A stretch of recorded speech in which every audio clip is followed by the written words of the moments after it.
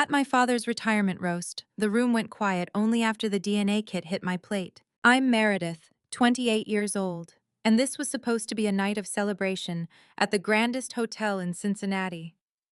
My father, Arthur Langley, was finally stepping down from the Langley Auto Group, and 25 members of our extended family had gathered in the opulent ballroom for the farewell. Spencer sat to his right, practically vibrating with the smug energy of the newly anointed successor. Joan sat to his left, her frozen, practiced smile perfectly in place. Arthur raised his crystal glass, commanding the room's attention. But instead of delivering a heartfelt speech or laughing at the light-hearted jokes, he turned the microphone into a weapon aimed directly at me. His eyes narrowed with cold calculation as he tossed a plastic box across the white tablecloth. It landed with a sharp clatter right next to my half-eaten steak. "Let's see if you're really mine," he sneered into the mic, his voice echoing off the high ceilings. Gasps rippled through the room. A few aunts nervously averted their eyes, while Spencer eagerly whipped out his phone to record the humiliation. They expected me to burst into tears or storm out in disgrace. I did neither. With trembling but deliberate hands, I opened the kit, pulled out the sterile swab, and scraped the inside of my cheek in absolute defiant silence. I sealed the tube, locking away a secret Arthur didn't know I had. He thought this test would destroy me, but he had no idea that the final results wouldn't be returning to his hands. They were going straight into an envelope that only Diana Brooks would open. Before we get to my story, let me know what time you're watching and what city you're in, so I know how far my story has traveled. To understand why nobody at that table defended me, you need to know what being a Langley had meant in my house. My name is Meredith Langley, 29 years old, and I work as a probate paralegal here in Cincinnati. For as long as I can remember, our family dynamic was strictly defined by an invisible hierarchy established by my father, Arthur Langley. As the formidable owner of the Langley Auto Group, Arthur ruled both his boardroom and our household with an iron fist. My mother, Joan Langley, stood steadfastly by his side, permanently maintaining the perfectly polished exterior of a devoted corporate wife. Then there was Spencer Langley, my 26-year-old brother, the undisputed golden boy who had been groomed from birth to inherit the empire. The favoritism wasn't just subtly implied, it was aggressively broadcasted. Long before he even graduated from college, Spencer's face was plastered across the company's promotional billboards and television commercials. I was routinely invited to sit in on executive board meetings, despite his youth and total lack of business experience. Arthur bought him a brand new luxury company car, handed him an unrestricted corporate expense account, and built him a private corner office right down the hall from his own. When I graduated with top marks and respectfully asked for a modest entry-level filing position in the records department, Arthur didn't even pretend to consider it. He flatly rejected my application, coldly stating that I should find employment somewhere else, preferably a place where people wouldn't care what my last name was. His hostility ran much deeper than simple career rejection. Arthur harbored an unspoken suspicion that manifested in cutting, insidious remarks. He never outright accused anyone on a daily basis, but he weaponized his words whenever he looked at me. If I displayed a certain mannerism or expressed an opinion he disliked, he would scoff and attribute it to your mother's side of the family. On countless occasions, he would stare at me with barely concealed disdain and mutter, "You never did look like a Langley." This sentiment was painfully obvious during the holidays. Whenever a photographer was hired to take our annual family portrait, I was deliberately positioned on the outermost edge of the frame, always easily croppable, while Spencer stood front and center between our parents. Through all of this, Joan offered zero protection. My mother never once intervened or challenged his cruelty.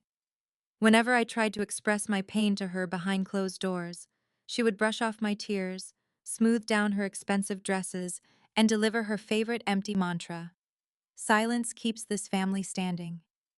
That single phrase became a permanent, festering wound in my memory, a constant reminder that my feelings were collateral damage to her comfortable lifestyle. Even the extended family recognized the disparity. Norma Langley, Arthur's younger sister, would often observe the interactions with a conflicted expression. Sometimes she would catch my eye from across the living room, looking as though she desperately wanted to tell me something important. Yet, Norma never actually intervened to stop the abuse. The only small mercy she offered was that she never laughed when Arthur humiliated me. Looking back at the years of being marginalized and treated like a stranger in my own home, the pieces began to fit together. That horrific stunt at the retirement dinner was not a spontaneous prank. It was merely the inevitable culmination of a lifetime spent being systematically pushed out. The next morning, my phone showed me the part of the party I had not seen from my chair. When I woke up, the expansive family group thread was flooded with notifications. Spencer had proudly uploaded the high-definition video he recorded of my humiliation. He added a mocking caption underneath, reading, "Just making sure the corporate bloodline stays pure before the big leadership transition." Several relatives immediately reacted with laughing emojis, treating my painful public exposure like a private joke. Others remained completely silent, but I quickly realized that in a situation like this, their silence was a deliberate, cowardly choice. Instead of engaging or defending myself, I meticulously took screenshots of absolutely everything. I saved the video file, the specific text messages, the heartless digital reactions, and older chat logs where Arthur had previously made disparaging remarks. I didn't send a single reply to the group, leaving them to their amusement. Later that same afternoon, a formal email arrived in my inbox from Henry Caldwell, the senior corporate attorney representing the Langley family. The message contained an official notification regarding a mandatory meeting to sign the newly revised family trust. According to the lengthy attached summary, the updated documents would officially elevate Spencer into the primary executive role of the company. However, it was a specific clause buried deeper in the text that caught my professional attention.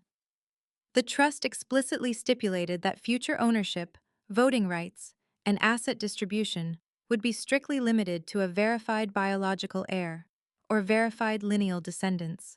Because of my daily work as a paralegal, I knew exactly how to read between the dense legal lines. I carefully reviewed the intricate wording and immediately understood the underlying strategy. That specific terminology wasn't just standard boilerplate text. It was a highly targeted weapon deliberately drafted to strip me of any legitimate claim to the company and the family assets. Arthur wasn't merely trying to embarrass me for his own amusement. He was carefully laying the groundwork to legally sever me from the estate, using the impending DNA test as his ultimate justification. I needed aggressive outside expertise, so I immediately called Diana Brooks, a notoriously sharp estate litigation attorney I had previously collaborated with on a difficult probate case. I explained the entire situation, detailing the precise wording of the new trust and the theatrical stunt with the swab. Diana was entirely pragmatic and crystal clear in her assessment. She explained that a commercial, over-the-counter testing kit held absolutely no legal weight in a court of law. If Arthur truly intended to use genetics as a disqualifying factor in binding legal documents, the testing process had to follow a strict chain of custody. Diana also gave me a strict legal directive regarding the sample I had collected. She forcefully insisted that I absolutely must not open or process the results privately if I wanted to utilize the findings during the upcoming corporate board meeting. The results had to remain completely sealed and be verified by an independent, accredited laboratory to prevent Arthur from contesting their validity later. Hanging up the phone, my perspective fundamentally shifted. I decided right then that I would not step into a messy, emotional war where my father held all the social power. Instead, I was going to step into a calculated paper war. By the end of that week, the joke my father started had turned into paperwork he could not laugh away. Following Diana's explicit step-by-step instructions, I drove to a court-approved medical laboratory to submit my genetic sample under strictly regulated conditions. Surprisingly, Arthur willingly participated in the formal procedure. He confidently submitted his own swab because he was certain the clinical findings would permanently validate his lifelong suspicions. He agreed to the facility's terms for three distinct reasons.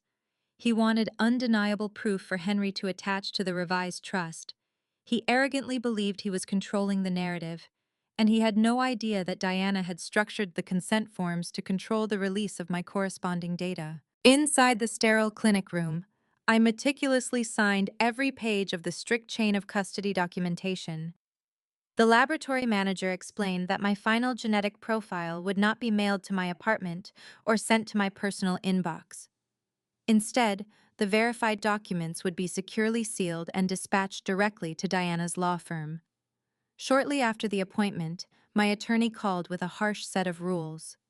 Diana ordered me not to ask for the data over the phone, absolutely forbade me from opening any physical envelopes prematurely, and warned me against sending any cryptic text messages to my family.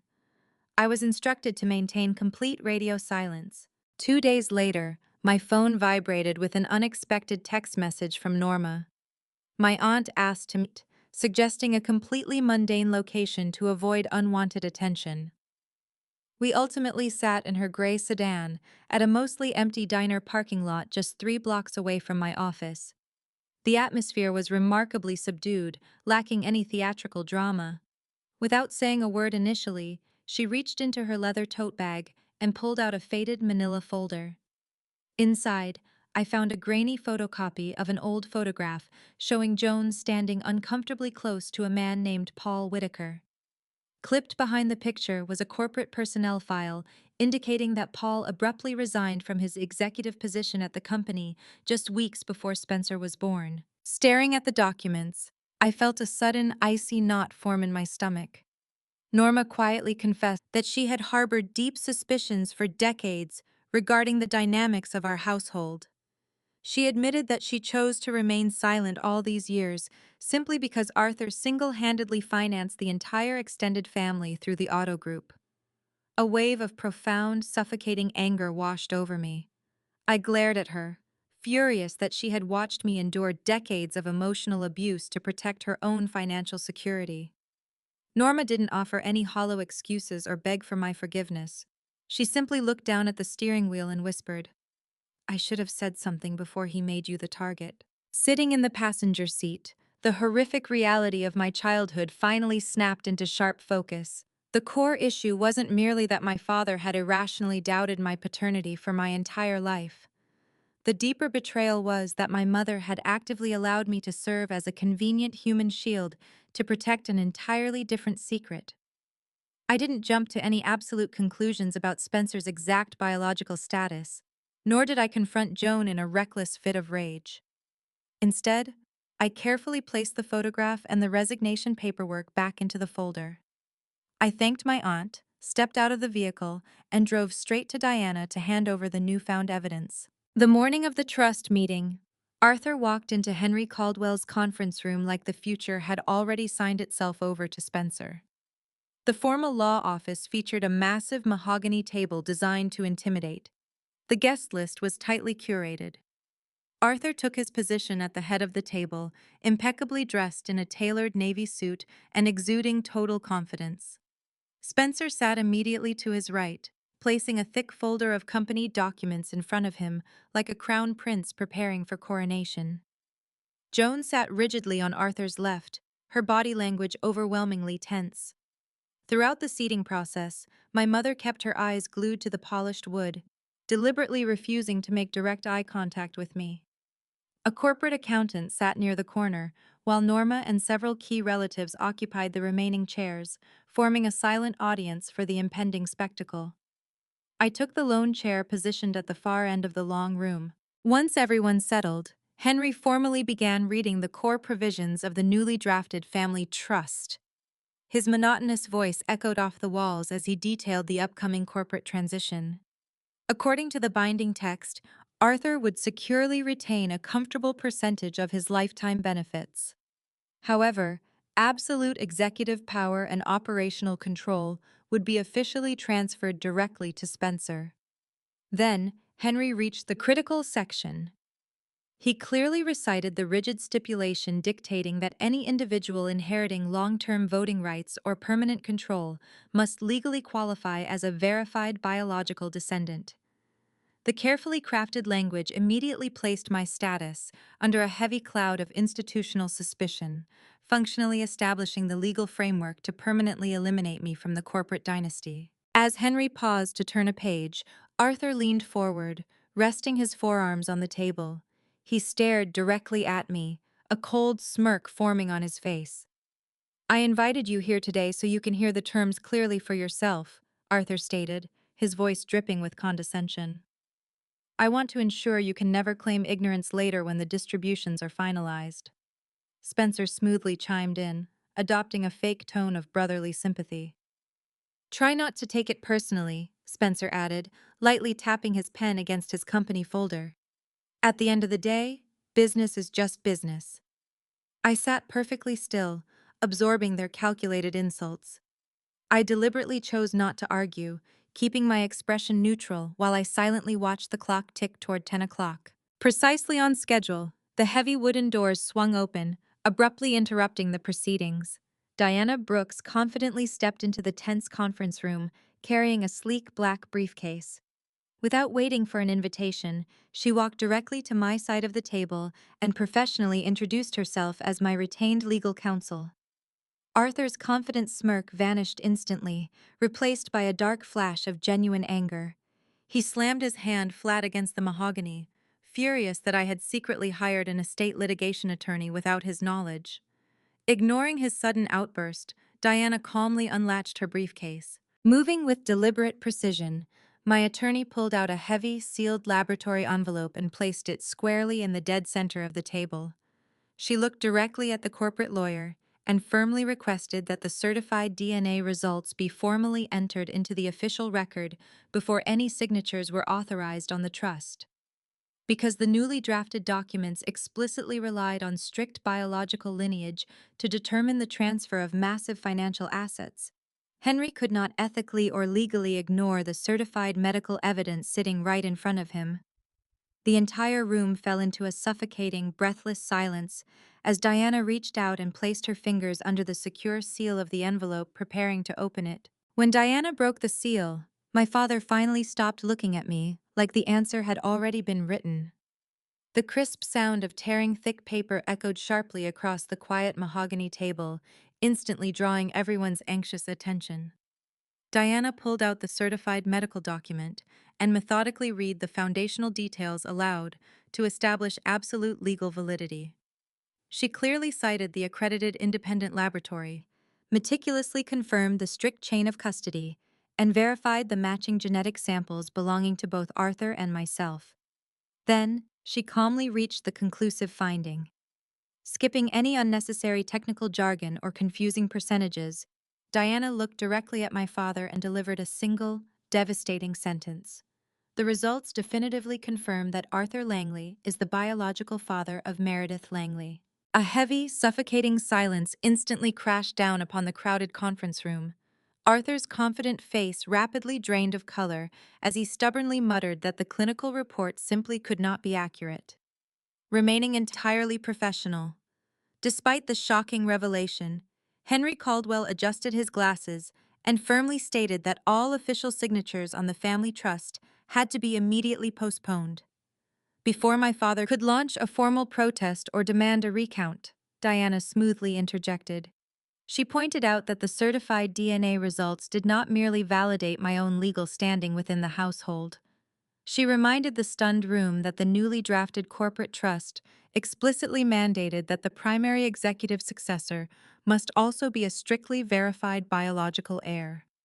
Slowly, Arthur turned his head and stared directly at Spencer. Realizing the sudden, dangerous shift in the room's dynamic, Spencer's arrogant demeanor completely fractured.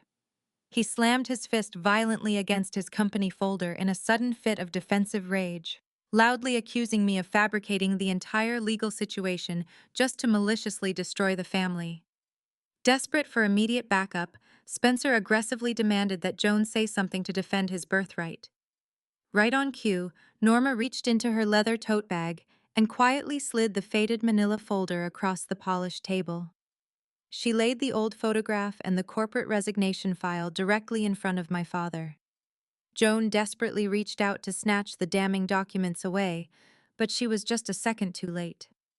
Arthur picked up the grainy photo, his hands trembling slightly, and demanded to know exactly how Paul Whitaker fit into this sudden corporate mess. Joan stammered defensively, initially attempting to deflect the direct accusation with vague excuses about old friendships. However, Henry interjected with cold legal pragmatism, sternly reminding my mother that if the transfer of the entire family empire relied on strict biological lineage, the true identity of the primary beneficiary had to be formally established without any doubt. Cornered by the sheer weight of the legal consequences, Joan finally broke down. Sobbing uncontrollably into her hands, she confessed that Paul Whitaker was Spencer's biological father. Spencer recoiled as if he had been physically struck, furiously shaking his head and shouting that Arthur was his only real dad. Arthur sat frozen in his large leather chair as the catastrophic reality washed over him. For 29 years, he had blindly punished his actual biological daughter while fiercely protecting and grooming a child who shared none of his blood. The very same legal trap he had meticulously designed to permanently strip me of my inheritance had just successfully disqualified his beloved golden boy from inheriting the empire. I stood up from my chair at the far end of the room and looked down at the shattered remains of my family. I told Arthur quite simply that I did not come to the law office today to beg for his money. I explained that I only fought back because he had arrogantly tried to turn a lifetime of emotional humiliation into a binding legal document. If you want to use the absolute truth to run your empire, I stated coldly, then the truth has to apply to everyone. The room remained buried in suffocating silence as their perfect corporate dynasty completely collapsed inward. The fallout did not happen in one dramatic scene. It moved through emails, locked accounts, and people suddenly refusing to answer calls. Henry Caldwell immediately suspended the family trust, ensuring that absolutely no transfer documents were signed that morning. By the following afternoon, the corporate accountant informed Arthur that the primary business bank was heavily demanding an updated mandate regarding signatory rights and succession planning. Because the original legal framework had been entirely built around strict biological lineage, Spencer was abruptly pulled from his executive role at the flagship showroom. Without any formal warning, the HR department officially suspended his corporate expense cards, confiscated his luxury company car, and permanently revoked his contract signing authority. Arthur suffered a massive, humiliating blow to his professional reputation, having already publicly broadcasted to his entire executive board that he was handing the empire over to a successor who was completely disqualified by his own rigorous legal trap. The collapse extended far beyond the boardroom walls. Within 48 hours, Arthur formally demanded a legal separation and ordered Joan to vacate the primary family estate immediately. My mother frantically tried to call my cell phone dozens of times, leaving increasingly desperate voicemails. I deleted every single one without listening. Spencer sent me a barrage of erratic text messages, wildly fluctuating between furious, entitled rage and confused panic as his entire lavish lifestyle evaporated overnight. I simply blocked his number. They were finally experiencing the exact same isolation they had happily allowed me to endure for 29 years, and I felt absolutely zero obligation to help them navigate the sudden emotional wreckage. Norma also attempted to reach out. She left a long voicemail tearfully apologizing for her decades of cowardly silence, claiming she always loved me from a distance. I sent her a brief, heavily detached text message in return. I explicitly told her that if she possessed any further corporate documents or relevant legal information, she could forward them directly to Diana's office.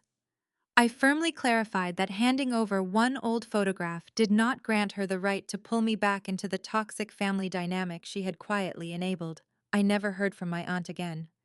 A week later, Arthur's personal assistant emailed me, stating that my father wanted to meet privately for a quiet lunch so we could finally talk like father and daughter. I flatly refused the invitation. Instead, I instructed Diana to issue a strict list of non-negotiable demands on my behalf.